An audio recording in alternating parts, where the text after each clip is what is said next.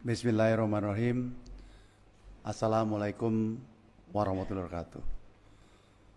Rekan-rekan sekalian, hari ini Bapak Presiden mengadakan ratas dan menugaskan kami untuk melakukan pemetaan berkaitan dengan slot time, berkaitan dengan penerbangan dalam dan luar negeri.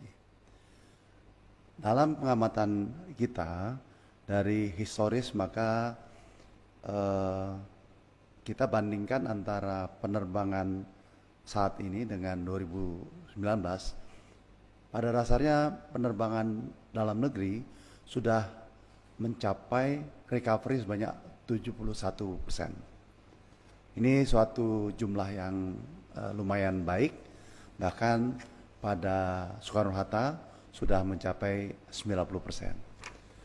Yang kedua, kita juga mengamati apa yang terjadi pada penerbangan dari dan ke luar negeri.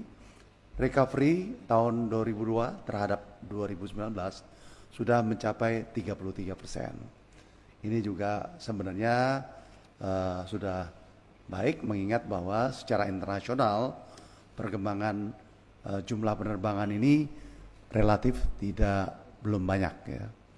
Nah, oleh karenanya kami ditugaskan untuk memberikan improvement bagi slot dalam negeri dan luar negeri.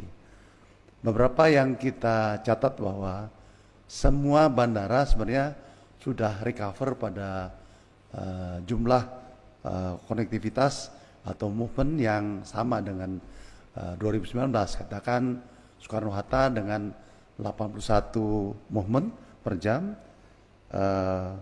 Denpasar juga 32 movement sama, Ujung Pandang sama 32 movement. Memang Surabaya dan Kuala Namu belum mencapai maksimal, masih 29 dari 34, dan KNO 29 dari 31.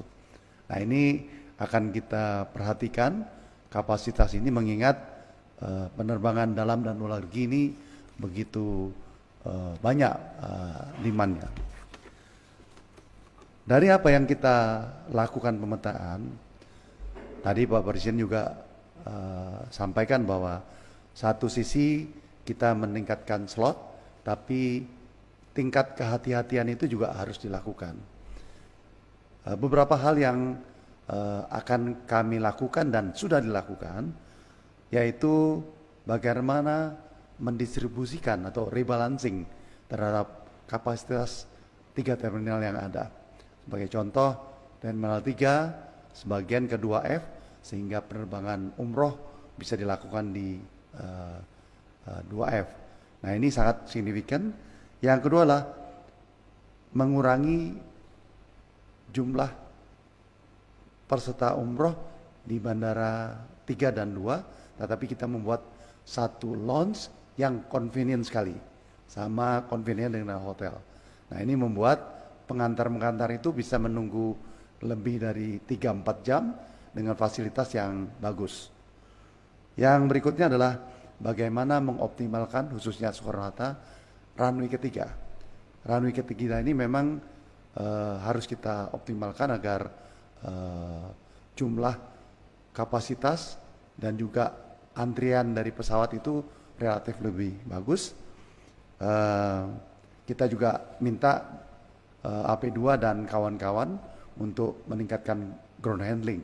Itu yang kadang-kadang menyebabkan keterlambatan. Yang lain adalah kami sendiri bersama-sama AP2, bersama Airnav akan melakukan suatu distribusi slot. Kita juga tahu bahwa ada golden time pada pagi dan sore hari. Nah, kita akan menghimbau pada airline untuk menyebar penerbangan itu pada waktu-waktu yang lain. Untuk Surabaya, tadi dikoordinasikan kita akan melakukan renovasi karena banyak sekali penerbangan dalam dan luar negeri ingin menggunakan pesawat 777-nya di Surabaya yang dengan keadaan sekarang butuh ada improvement. Oleh karenanya kita nanti akan menugaskan AP1 berkoordinasi dengan Angkatan Laut, karena Angkatan Laut yang memiliki itu segera dilakukan.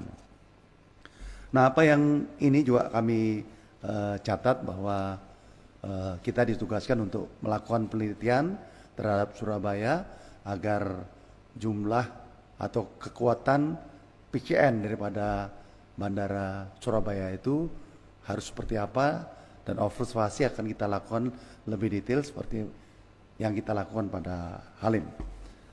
Kami juga mencatat bahwa permintaan itu banyak sekali, terutama yang ke luar negeri. Dalam pencatatan kita,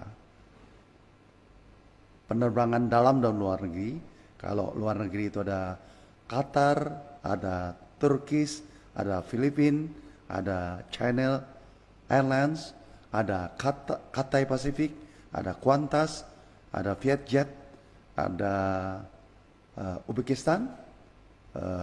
Yang dari luar negeri itu minta pertambahan juga Singapore Airlines. Dari dalam negeri ada AirAsia, ada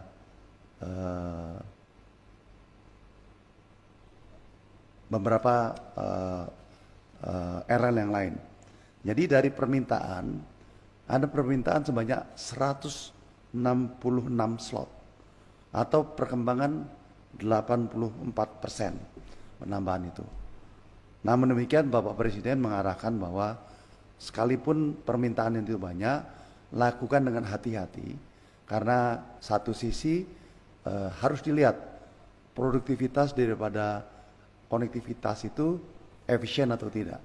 Kalau tidak efisien, jangan terlalu diberikan kesempatan. Sebaliknya juga kemampuan dari bandara, terutama Soekarno-Hatta, itu harus diimprove sehingga Bandara Soekarno-Hatta bisa melayani dengan baik.